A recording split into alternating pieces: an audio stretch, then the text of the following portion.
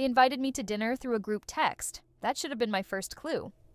My mom, my dad, my sister, hell, even Uncle Leo, who never uses his phone unless it's to check football scores, were all suddenly eager to have me over for a casual family night. No birthdays, no holidays, no context, just a suspiciously chirpy message saying, "We'd love to catch up. Let's do dinner this Saturday, at home, just us." I read it 3 times, trying to find the subtext. My family doesn't do spontaneous, and we definitely don't do warm invitations. Still, I said yes, partly out of curiosity, partly because, on some delusional level, I thought maybe this was their way of extending an olive branch. Maybe someone actually read the article about my company in Tech and Founders. Maybe they were proud or pretending to be. Saturday rolls around. I debate what to wear for longer than I care to admit. I land on jeans, a plain black jumper, and the boots that make me feel a bit taller than I really am.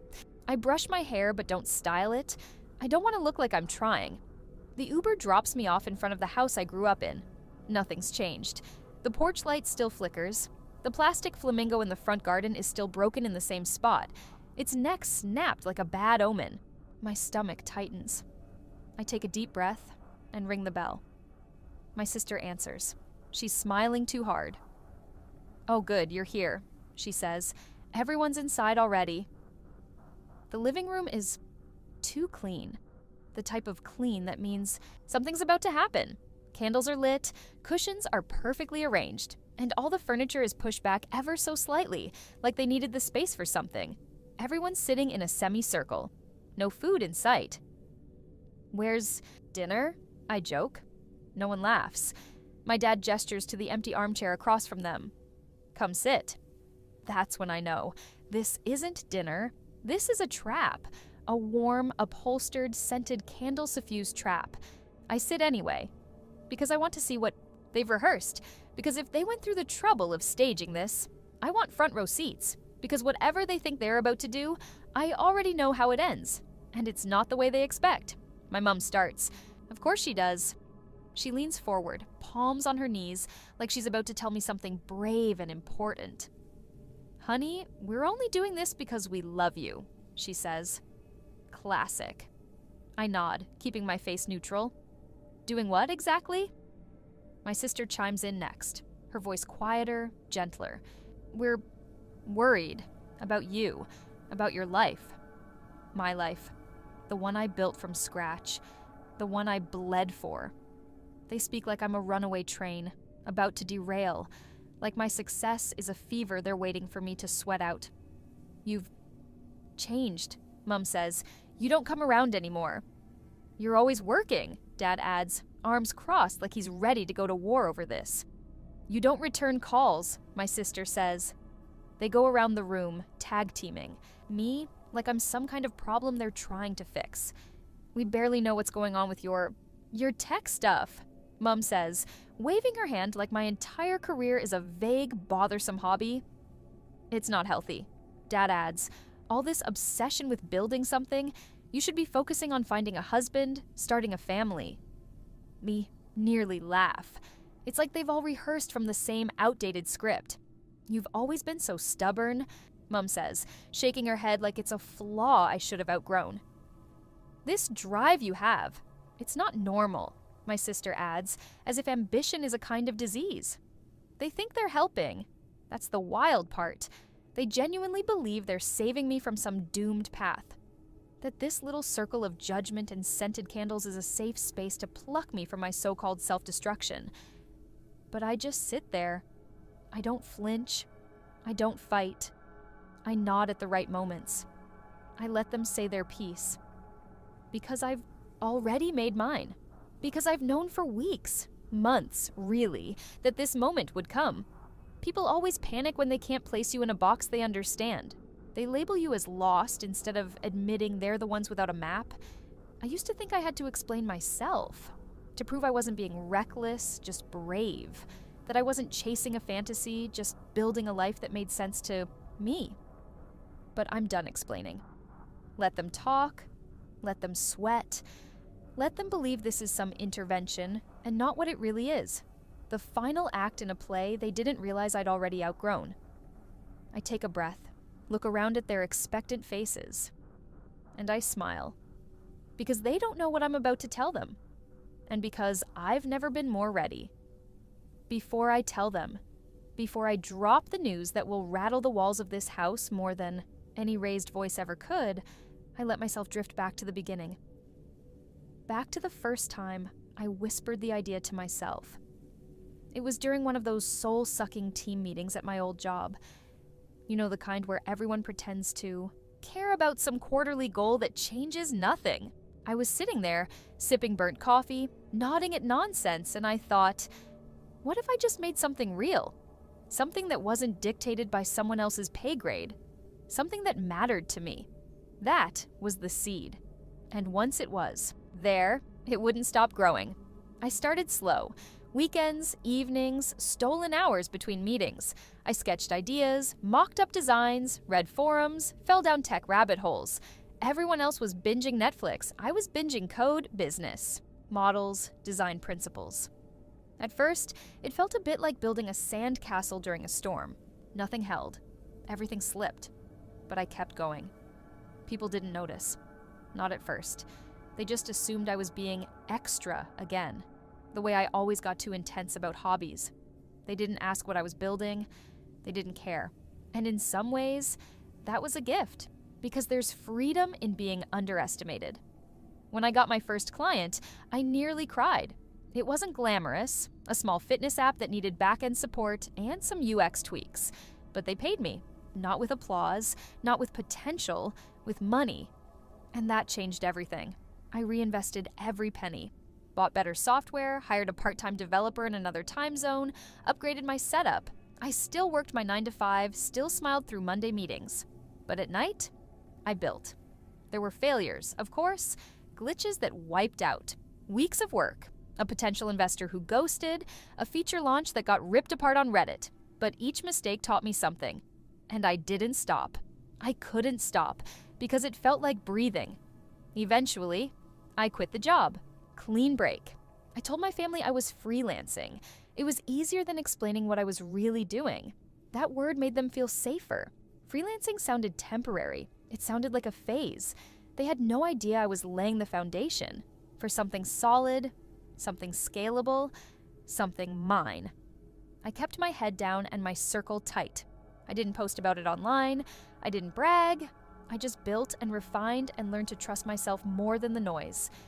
And now, here we are, back in this living room, surrounded by people who love me in their own warped, conditional way, who think they know everything because they've known me since I was in pigtails. They don't know anything. Not yet.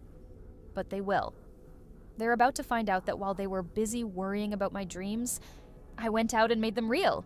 The day it happened, the day they planned their grand little ambush, started like any other. That morning, I made myself a smoothie, watered the plant I've somehow managed to keep alive, and answered a few emails from my lawyer. I just wrapped up the final steps of the sale.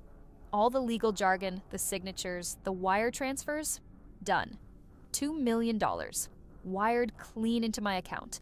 The kind of email you stare at 3 times before believing it's real. I didn't scream. I didn't dance. I just sat there for a minute, completely still. It felt like silence, but louder. Like the part in a song where the beat drops out and your chest fills with something you can't name. Then I closed the laptop, stood up, and made eggs. Because the truth is, after everything, the fights, the hustle, the second guessing, the nights where I doubted the hell out of myself, getting that win felt like peace, not fireworks. But they didn't know. They still thought I was finding myself. So when Mum texted asking if I could come over that evening for a little family catch-up, I didn't flinch. I already knew. The wording was too careful, the emoji too cheerful. It was classic code for, we're staging an ambush, please bring your insecurities. I could have said no. I could have ghosted the whole thing. But I didn't. Because some part of me wanted to look them all in the eye before dropping the truth. Not to gloat. Not really. But to reclaim something. To show them that I'm not lost. That I never was. So, I put on something simple but expensive. The kind of outfit that whispers success without screaming it. Hair neat, face bare, no need for armor, not when I was already carrying something stronger. The drive over felt surreal. Familiar roads, same coffee shop on the corner, same cracked pavement in front of the library. But everything felt different, like the world hadn't caught up to what had just happened. I parked in front of the house I grew up in, the one where opinions were sharp and dreams were treated like hobbies that would eventually expire. Dad opened the door, smiled too, wide, said, "Hey, kiddo," like he used to when I scraped my knee, and I smiled back. Because the thing about growing up in a house full of performance is that you get really good at playing along. I stepped inside and instantly felt the shift. Everyone was there. Mom, Dad, Aunt Shelley, even my cousin Daniel, who hasn't made it to a single family dinner in 3 years. And their faces, not angry, not joyful, just concerned. I recognized that look. The "we're doing this for your own good" expression they've all mastered. I sat down and waited, because I knew they had no idea the show they thought they were directing was already mine. Mum started the show. She folded her hands like a news anchor about to deliver tragic headlines and cleared her throat in that soft way she always does when she's about to say something she knows I won't like. She looked at me, really looked, and then launched in. "We're worried about you, love." Classic opener. No hello, no how's life, no congrats on surviving another day in this world. Just straight into concern, dressed up like compassion. She continued, "We've watched you chase this business thing for years now, and we've all tried to be supportive, but we're worried you're throwing your life away." Throwing my life away. As if I'd put it in a bin bag and left it at the curb. Dad picked up from there. His voice had that slow, careful rhythm, like he was reading off a teleprompter he wrote himself. "It's not that we don't believe in you. We just think you've lost perspective. You were such a bright girl with straight A's, remember? You could have done anything. Law, medicine, something stable." Stable. The holy grail. Funny how they always confuse stability with control. What they really mean is predictable. Palatable? Respectable by their standards. Then Aunt Shelley chimed in, completely uninvited. "We just don't want to see you end up alone. Or broke. Or worse, bitter." As if bitterness was a worse fate than mediocrity. As if marrying someone for a joint mortgage and a Costco card was the ultimate success story. Each word they said felt like déjà vu, like a greatest hits compilation of every subtle jab and not so subtle lecture I'd sat through for the past decade. And I just sat there. I nodded. I hummed in acknowledgement. I even threw in the occasional, "I see where you're coming from," like a therapist in neutral mode. They thought they were winning, that their circle of concern was tightening around me like a safety net. But what they didn't know, couldn't possibly know, was that this wasn't a net. It was a stage, and they were playing their parts perfectly. I glanced around the room, letting my eyes rest on each face. Familiar lines, tired assumptions, and beneath it all, fear. Not for me, but of me. Of the idea that I might be happier without their approval, that I might be successful without their blueprint. Daniel stayed quiet, his arms folded, jaw tight. Maybe he was just there for the drama, or maybe, just maybe, he knew what was coming. Mum took a breath, sensing she'd landed her emotional crescendo. "We're doing this because we love you," she said, "and we just want what's best." That line always gets me, because the truth is, they only love the version of me they understand. And what's best has always been code for what makes them comfortable. But I didn't flinch. I just smiled, because they had no idea what was waiting in my pocket. I reached into my jacket slowly, like I was pulling out tissues for a good cry. The room hushed, probably thinking I was about to wave a white flag. Maybe even a letter begging for forgiveness or a binder of backup plans I'd finally come to accept. But no, what I pulled out was slim, glossy, gold embossed. A folder.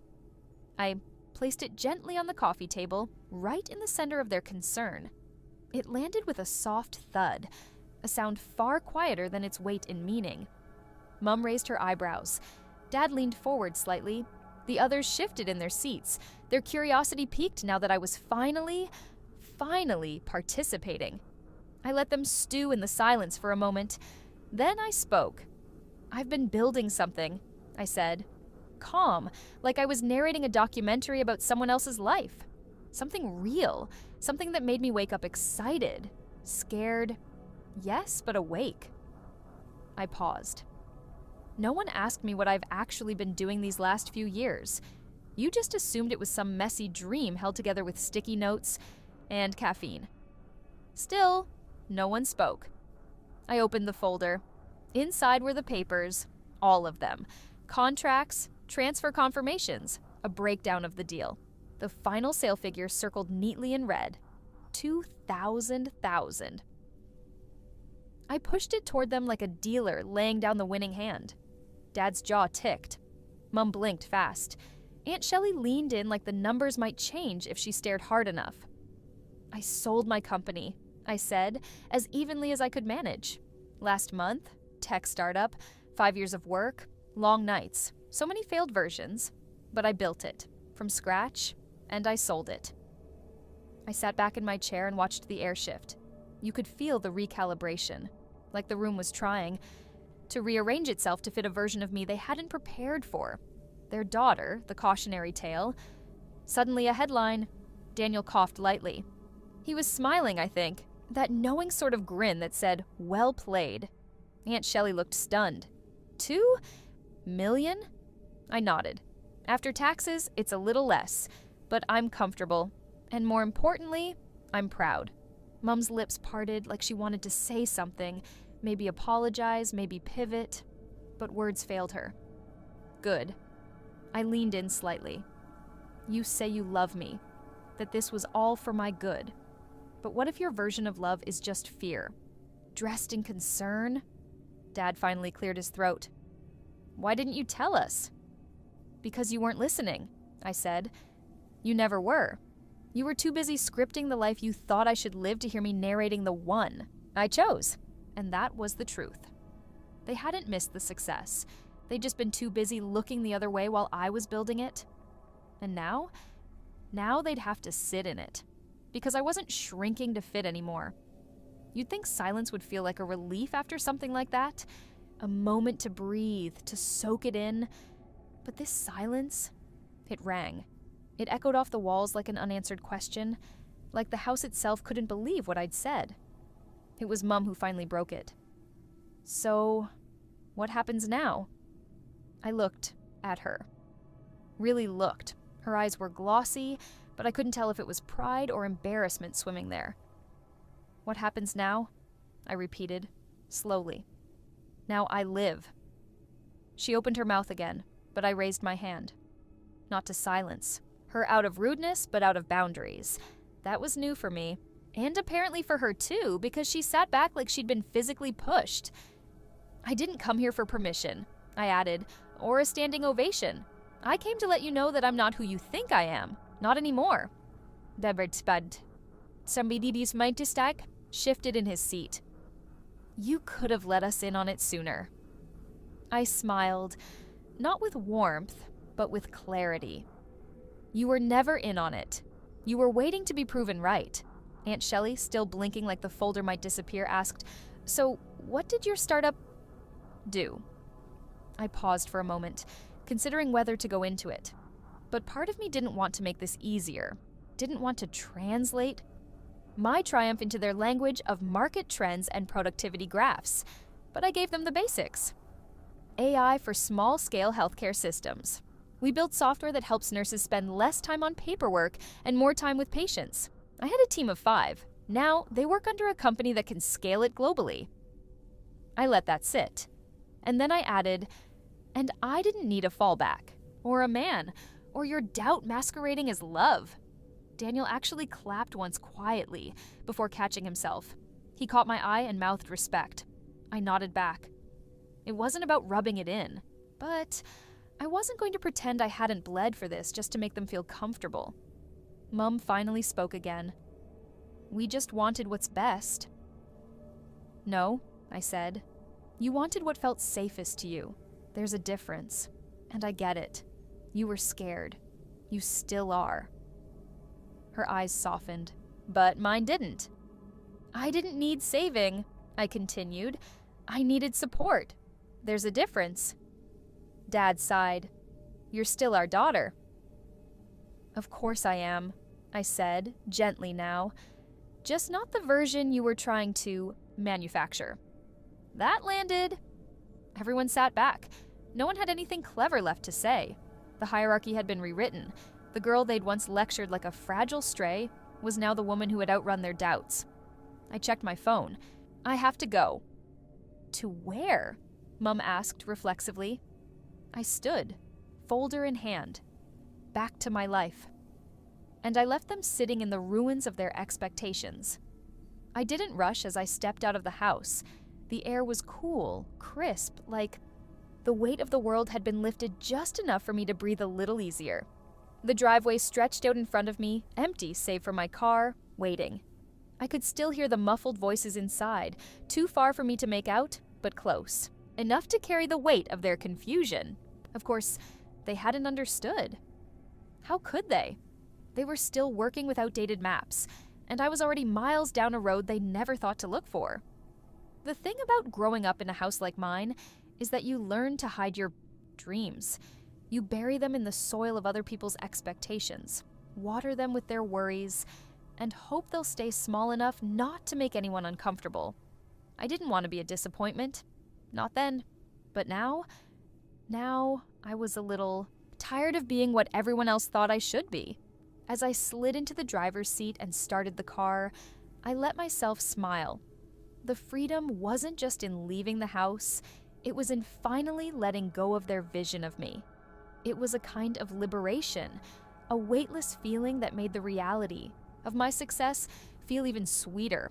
I had built something. And in that moment, I was beginning to believe it had been worth every ounce of resistance I'd fought against. But even as the engine roared to life, I knew the hardest part wasn't over. I didn't just need to prove to them that I'd succeeded. I needed to prove to myself that I was worthy of it. The drive home was quiet. I let the sound of the road beneath my tires drown out the ringing thoughts. I didn't need to rush. I didn't need to explain. Everything I'd built, every decision I'd made, every late night spent working or strategizing had led me to this, the calm after the storm, the place where I could stand on my own and feel solid. When I pulled into my driveway, I noticed something I hadn't before. The small plants I'd been nurturing, the ones I'd nearly given up on when things got hard, were starting to bloom. They had survived the harsh winters, the droughts, the ignored corners of my attention. And now, they were thriving. Beautiful. I took a deep breath, and for the first time in a long time, I felt like I was finally where I belonged. Not just in my own home, but in my own life. I grabbed my phone and checked the time. It was still early. There was time for a few calls, and then I'd get back to work. There was no slowing down now. I smiled again. Maybe this was what they had been trying to protect me from all along, the world where I could truly be myself. But here, in this moment, it didn't matter. They couldn't take it away from me anymore. The universe had shifted, and I was ready to move forward. The next day felt surreal. The sun was shining, but it didn't feel quite as warm. The air was a little too still, like it was waiting for something to happen. And of course, something was coming. I could feel it in my bones. My phone buzzed with a message. It was from Mom. "Can we talk?" I didn't respond immediately. Instead, I stared at the message for a moment longer than necessary. What did they expect me to say now? What was there to say? I'd already put in the work. I'd built something that no one had believed I could do. I had no intention of apologizing for any of it. Still, the need for closure gnawed at me. I wasn't sure if I was ready for this conversation, but deep down, I knew it was inevitable. So I grabbed my phone, typed a simple response, and hit send. "Sure." "When?" A few minutes passed before she replied. "How about now?" I took a deep breath, letting it out slowly. I wasn't ready, but then again, whoever really is when it comes to these things. I called her back, letting the dial tone fill the silence. It felt like a lifetime before she picked up. "Hello?" Her voice was strained, tired. I could hear the tremor in it. "Hey, Mom. What's up?" I forced myself to sound casual, even though everything inside me was anything but. "Where are you? I need to see you. Can you come over?" I glanced at my watch. I could be there in about 20 minutes. It was now or never. "I'll be there soon," I said, then hung up. I don't know what I expected when I pulled into the driveway, but it certainly wasn't the look on her face when she answered the door. She looked exhausted, like a woman who had been carrying a burden for far too long. Her eyes were red-rimmed, her shoulders sagging, but when she saw me, she straightened up. She always did that. It was her way of trying to make herself seem stronger than she felt. "Hi, sweetie." She smiled weakly, stepping aside to let me in. "Hey," I said, walking in and taking a seat at the kitchen table. It smelled like coffee and something baked, probably her way of trying to keep things normal. She sat across from me, folding her hands in front of her. For a long time, neither of us spoke. There was so much left unsaid, and yet it hung between us like a heavy fog. Finally, she broke the silence. "I know you've been upset. I get it. I understand now that She stopped herself, clearly trying to find the right words.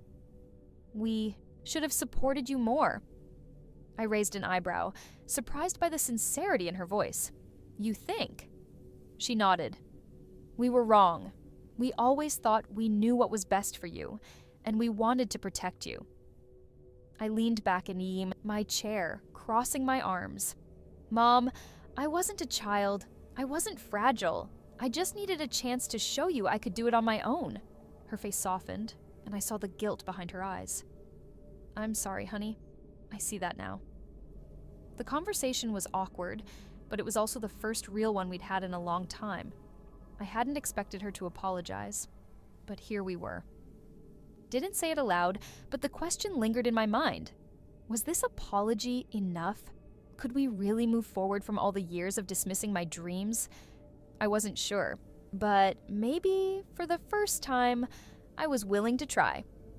I left my mom's house later that afternoon feeling strange, like I'd walked through a door I wasn't sure I wanted to open. Her apology, while sincere, didn't fix the years of distance that had built up between us. It didn't undo the times she'd told me my dreams were impractical, or when she'd worried over every step I took in the startup world as though my every move was a danger. But as I drove home, I couldn't help but replay her words in my mind. "We should have supported you more," she'd said. I could hear the regret in her voice, and maybe that was enough for now. Maybe it wasn't about fixing everything at once. Maybe it was about finding common ground. When I pulled into my driveway, I felt both exhausted and oddly liberated. I couldn't control how my family felt, but I could control how I moved forward, and forward was exactly what I planned to do. I sat in the car for a few minutes, staring out at the house. There was something about it that felt too small, too tied to a life I didn't want anymore. My mind wandered back to the moment I'd closed the deal on selling my startup for $2 million. The whole experience had been surreal, like I'd been watching someone else's life unfold in front of me. I never imagined I'd be in this position, successful, financially independent, and free of the weight of people's expectations. It was a strange feeling, too. I didn't know who to talk to about it, how to even begin sharing the magnitude of what had happened. But I also knew I had a decision to make. It wasn't just about my family anymore. It was about how I wanted to move forward. What would this next chapter look like for me? I turned off the engine and grabbed my phone, sending a quick text to Claire, my best friend. "I need to talk to you. Got a minute?" I hit send and waited, but the phone buzzed back almost immediately. "Always. Where are you?" I quickly replied, telling her to meet me at the usual cafe. I needed a second opinion, someone to talk through the mess in my head. As I made my way into the cafe later that evening, Claire was already there, sitting at our usual corner table. Her long, dark hair fell in waves around her shoulders, and she looked up with that familiar grin of hers as I approached. "Well?" She raised an eyebrow, her expression already knowing. "What happened? Was the intervention all they hoped for?" I slid into the chair across from her, shaking my head. "It wasn't what I expected, actually." She leaned forward, her eyes filled with curiosity. How so? They apologized. At least my mom did. It was more than I thought I'd ever get from them, honestly. Claire nodded thoughtfully. That's something, though. A step in the right direction. Yeah, but I don't know if it changes anything, Claire. They'll never truly understand what I went through to get here. And I don't know if I want them in the middle of my next chapter. She didn't respond right away, taking a sip of her coffee. She studied me, her gaze unwavering, before she finally spoke. Then don't let them. This is your life. You've earned it. Her words settled in the air between us, and I realized that for the first time, I was truly beginning to understand what that meant. I had built something that was mine. No one could take that from me, no matter how hard they tried to push me back into a box I didn't fit. Maybe it was time to stop apologizing for wanting more. The next few days were a blur. I dove into work with a new sense of clarity, as though something had finally clicked into place. For the first time, I wasn't just running on adrenaline or fear. I was running because I had the freedom to do so, because I wanted to. And that was a powerful feeling. But even with all the business to focus on, my mind kept circling back to my family, to that intervention, to their shock when I calmly dropped the bomb about my startup sale. It wasn't about the money, although, don't get me wrong, the financial independence was a massive relief. It was about the fact that I had chosen this path. I had faced the doubts, the fear, and the loneliness that came with building something from scratch, and now it was paying off. Still, the question lingered. What now? I had no plans for the immediate future, no corporate job to step into or clear path to follow. I had time to explore what I wanted next. I didn't even have a name for it. This new phase of my life. Was it freedom, reinvention, or maybe just the beginning of something different? As I sat in my office one afternoon, my phone buzzed, a text from Claire. So, what's next? Do I need to prepare for you to become a full-time jet setter? I smiled at the text. She was always the one to make light of things, to keep me grounded. When my thoughts started spiraling, I replied quickly. Not jet setting, just figuring it out. I don't have the answer yet, but I feel like I'm getting closer. Take your time, and when you figure it out, you better let me know. I want to be the first to know your next big move. I laughed. Claire had been with me from the beginning, from late nights spent at my kitchen table, brainstorming ideas, to when I launched the startup. She was the one person who believed in me when I couldn't even believe in myself. But even as I texted her, I couldn't shake the thought that kept creeping in. I was walking away from something, and I wasn't sure what I was walking toward. The stability of the life I had before, the life my parents always dreamed of for me, or the unknown, the untrodden path that stretched out in front of me, as open and wild as the ocean. I didn't know what I was supposed to be looking for, but I knew I couldn't turn back now. The startup had been my first step into this new life. But there was more out there, more I had to uncover, more that was waiting for me. I wasn't sure what it looked like yet, but I felt its pull. And maybe, just maybe, that was the most exciting part of all. The days that followed were filled with a strange sense of quiet. I was no longer tangled up in the chaos of my startup, no longer racing to meet deadlines or working late into the night to finish projects. The transition felt odd, like moving through water. Everything was slower now, more deliberate, but the quiet came with its own set of challenges. As much as I wanted to be happy about my success, part of me was still haunted by the echoes of that intervention. My parents' words had settled into my chest like stones, heavy and unshakable. They had expected me to fail, and when I didn't, they didn't know how to handle it. They had built their whole lives around the idea that I would follow a conventional path, the same one they'd followed, and when I veered off course, it rattled them. And that was what bothered me the most. It wasn't just that they didn't understand my success. It was that they didn't understand me. All those years of chasing something that wasn't truly mine had left me feeling like a shadow of who I was supposed to be. But now, with the sale of the startup, I had broken, free from that shadow.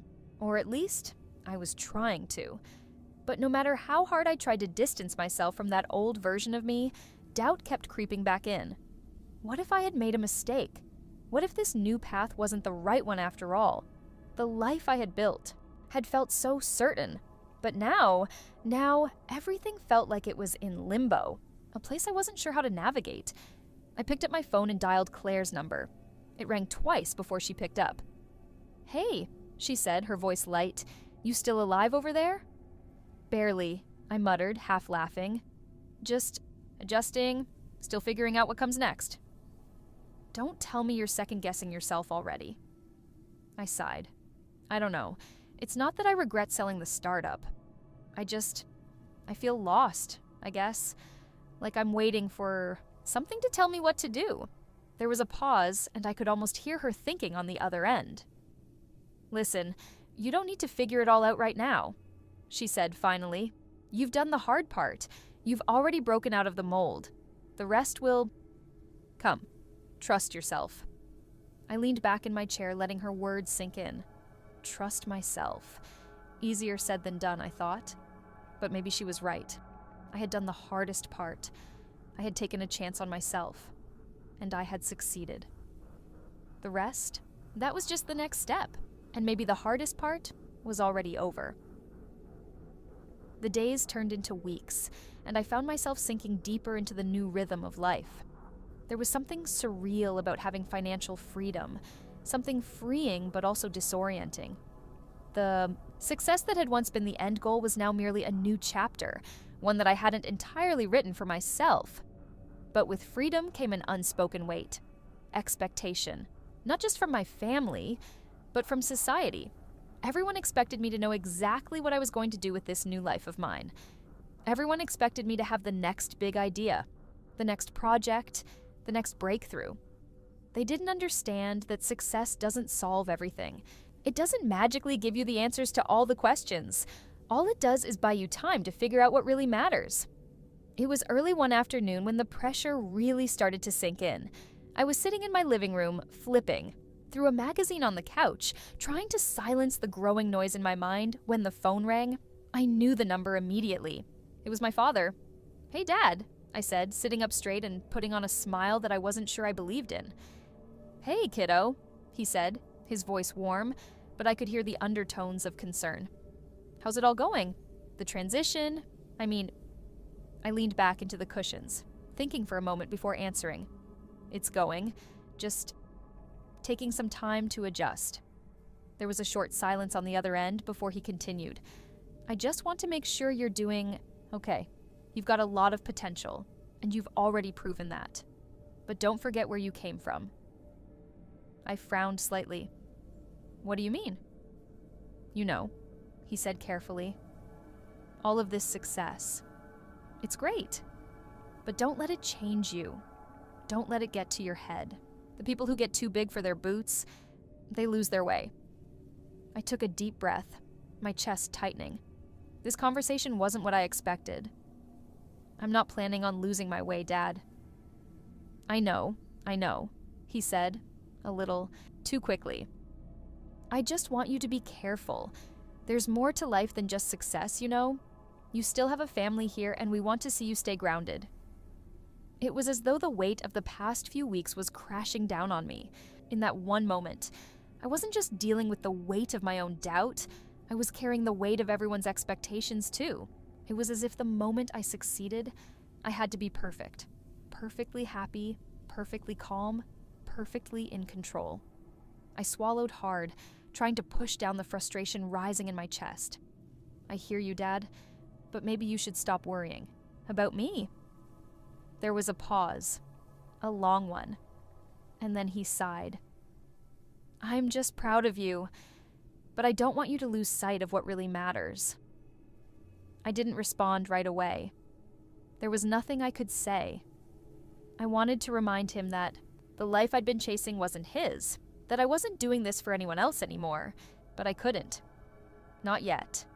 The conversation ended with a promise to visit soon, but the air felt thick with unspoken words. As I sat there, the weight of his words lingered. Don't lose sight of what really matters. But what did really matter now? I wasn't sure. I spent the next few days trying to sort through my thoughts, but they kept swirling around in my mind, never quite settling. It wasn't just my father's call, it was everything. The expectations, the pressure to keep climbing, to keep proving that I wasn't a fluke, that I wasn't a failure just waiting to happen. There were so many people, so many voices pulling me in different directions. And with each passing day, I felt myself getting further away from who I was. I'd always thought that success would solve everything, that the validation, the recognition, would fill the emptiness I'd carried around for so long. But now that I had everything I'd worked for, I felt lost. The evening after my conversation with my father, I decided to take a walk. I needed space to breathe. I needed to feel grounded again. I left the house and walked through the quiet streets, the cool air biting at my skin as I moved through the city. It was a contrast to the noise inside my head. I needed to find something real, something that wasn't tied to success or expectations. I didn't have a destination in mind. I just walked, letting my mind wander. Eventually, I ended up at the park. The swings were empty, the slide was silent, and the only sound was the rustling of leaves in the breeze. It was peaceful, but something inside me tugged. I approached the swings and sat down, the chains creaking as I pushed off the ground. The motion was comforting, almost like a reminder of the simple things I'd forgotten. The simple things I used to enjoy before everything became about proving myself. For a long time, I just sat there, swinging back and forth. The world was quiet, and for the first time in weeks, I felt a small sense of peace.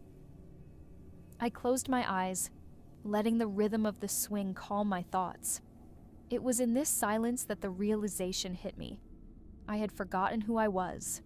Somewhere along the way, I had lost touch with the girl who used to dream just for the sake of dreaming, who used to laugh for no reason, who didn't care about what other people thought. And now, here I was, a success by all standards, but feeling more disconnected than ever before. I opened my eyes, staring at the sky as the sun began to set, casting a warm glow across the horizon. It wasn't about the money, it wasn't about the startup or the accolades or the expectations. It was about me, who I was, and what I truly wanted. It was then I realized that the only way to move forward was to stop letting other people's voices dictate my path. I had to find my own again. But how? How did I reclaim the parts of myself I'd lost? I wasn't sure, but I knew that this was the first step, listening to my own voice for once. The following day, I sat in my office staring at the screen in front of me, but not really seeing it. I'd spent hours going over numbers, emails, and reports, but my mind was elsewhere. It wasn't until I got a text from my sister, Lila, that I snapped out of my fog. Lila, Mom and Dad are planning another dinner tonight. You coming? I didn't need to ask what it was about. I'd been avoiding them, dodging their well-meaning but suffocating advice ever since the conversation with Dad. They were concerned. They had every right to be, but that didn't mean I was ready to listen. I stared at the message, my finger hovering over the screen. I could feel the weight of the decision in my chest. Should I go? Should I face them? But then, something inside me shifted. I didn't want to keep avoiding the inevitable. I needed to stop running from them, stop pretending like I had it all together. If I was going to find my way back to the person I used to be, I needed to start confronting the things I was avoiding. I wasn't just avoiding my family, I was avoiding myself. I took a deep breath and texted back. Me. I'll be there.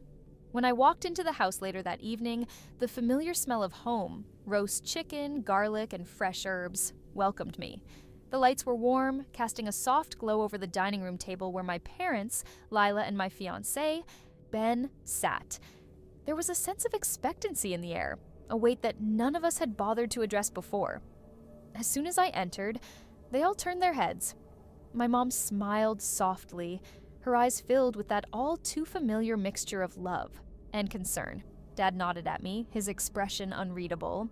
Ben's smile, though, was strained, and I could tell that something had been eating at him, too.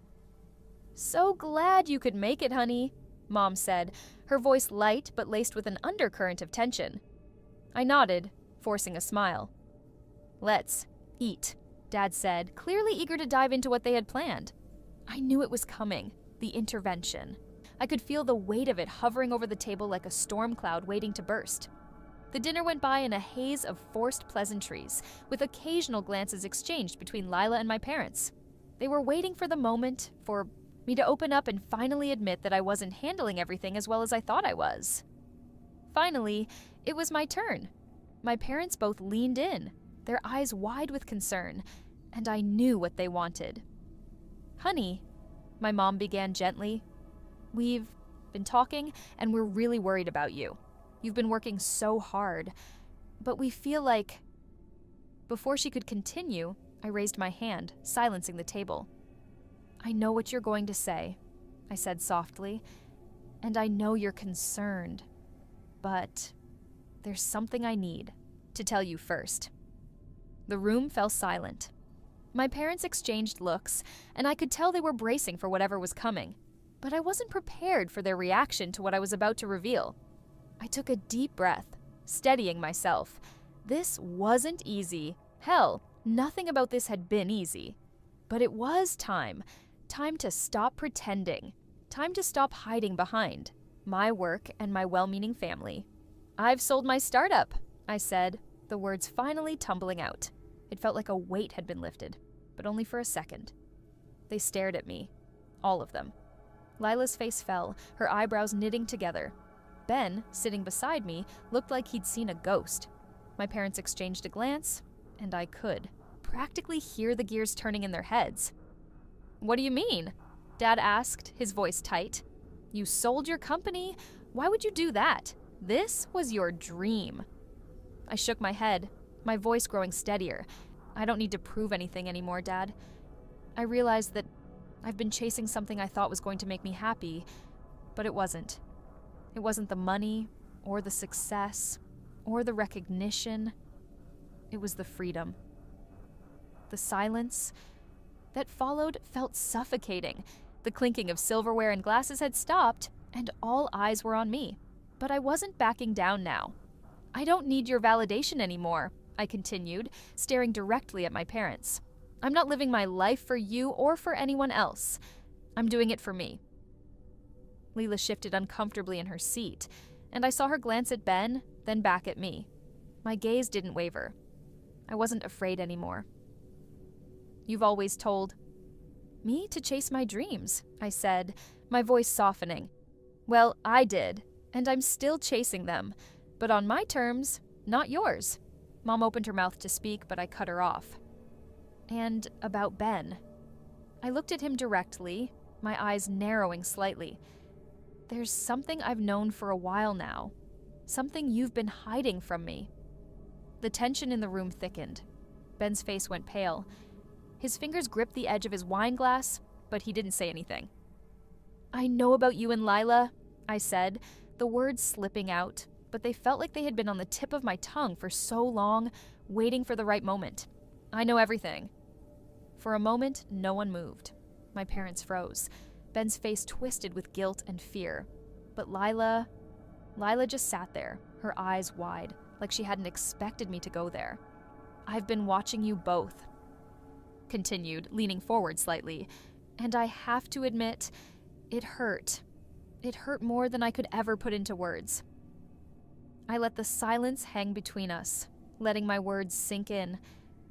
"You don't have to apologize," I said softly, "because I already made my decision, and you're not part of my future anymore." The silence that followed felt like an eternity. It was as though time itself had decided to pause, leaving us all suspended in the gravity of the moment. I felt a strange calm wash over me, almost like I was floating above the chaos, observing instead of participating. Ben shifted in his chair, his discomfort palpable. I could see his jaw tightening, his mind clearly racing as he processed what I had just said. Lila, on the other hand, stared at me with wide eyes, like a deer caught in headlights. She didn't know what to say. Neither of them did, and frankly, I didn't care. "You..." Ben started, his voice hoarse, but he couldn't seem to finish the sentence. I cut him off, holding up a hand. Don't. Don't even try. Lila's eyes flicked between the two of us, the realization finally sinking in. Is this really happening? She asked, her voice shaking. She looked at Ben again, then back to me. You knew? This whole time? I nodded. I knew for months. And while I appreciate that you think you're in love, you both need to understand something. You've broken trust, not just with me, but with everyone around you. You've undermined something that was supposed to be sacred, and frankly, that's not something I'm willing to overlook. It wasn't anger in my voice. It wasn't even disappointment. It was just truth. Cold, hard truth. They had crossed a line, and now it was my turn to walk away from it. The room was still frozen, in place. My parents sat on the edge of their seats, their expressions a mixture of shock and, I think, disbelief. They hadn't expected this. They hadn't expected me to be strong enough to stand up for myself, especially after everything they'd tried to convince me of. You've really got no idea, do you? I turned to my parents, my gaze sharp. You thought this intervention was going to be the wake-up call I needed, but you were wrong. I don't need saving from myself. I don't need rescuing from my dreams. I've already done what you said couldn't be done, and I'm fine. Mom's lips trembled. But we just wanted what was best for you, she said quietly, a tear escaping the corner of her eye. I know, Mom, I said softly, but your version of best wasn't mine. And in that moment, I saw it. I saw the weight of my words landing on her. I saw the realization in my father's eyes. Maybe, just maybe, they understood now. I pushed my chair back, standing up slowly. I'm done here, with all of it. I turned to leave, but before I did, I paused and looked back one last time. I sold the company for $2 million, I said again, quieter this time, and it's mine, not yours, not theirs, not anyone else's, just mine. And with that, I walked out of the room. The drive home was a blur. I couldn't feel anything, couldn't think straight. It was like I'd just detonated a bomb, and I was left standing in the aftermath, trying to make sense of the wreckage. But as the miles ticked by, something inside me began to shift. The adrenaline from the confrontation faded, leaving behind a surprising sense of peace. I had taken control. For the first time in my life, I hadn't allowed anyone else's expectations to dictate my choices. I hadn't needed anyone's approval. I had simply done what I knew was right for me, regardless of the mess it caused. When I pulled into the driveway of my apartment, I felt free. Not just from the weight of the family's pressure or Ben's betrayal, but from the life I had spent years trying to build around other people's ideals. I wasn't the dutiful daughter, the long-suffering fiancé, or the perpetual disappointment. I was just me, and that was more than enough. I sat in my car for a moment, taking it all in. The silence of the night wrapped around me like a blanket. The city's lights twinkled in the distance, a faraway glow that seemed to promise new beginnings. Then my phone buzzed. I glanced at the screen. Ben. I let it ring out, ignoring the sinking feeling in my stomach. He would never understand. He couldn't. Not now. My parents, though, that was different. I knew I had broken their hearts, but I also knew something else. Something they didn't seem to understand. They loved me, yes, but they didn't trust me. They didn't believe I could succeed on my own, and I had just proved them wrong. The next few days passed in a haze. I spent time reflecting, going over the details of the sale. I checked my bank account. Yes, it was real. The $2 million was mine. And it wasn't just about the money. It was the validation, the proof that I hadn't wasted my time, that the hours of sleepless nights, the countless failed pitches, the sacrifices, it had all been worth it. Then the unexpected happened. I received an email from a major investor, one I had pitched to early on, but hadn't heard back from. The subject line read, "Let's talk about your next venture." I opened it, a smile creeping across my face as I read the words. It was happening again. I was being noticed, not because of my family, or Ben, or anyone else. it was because of me, and that was exactly how it should be. I had made it, and I wasn't going to stop now.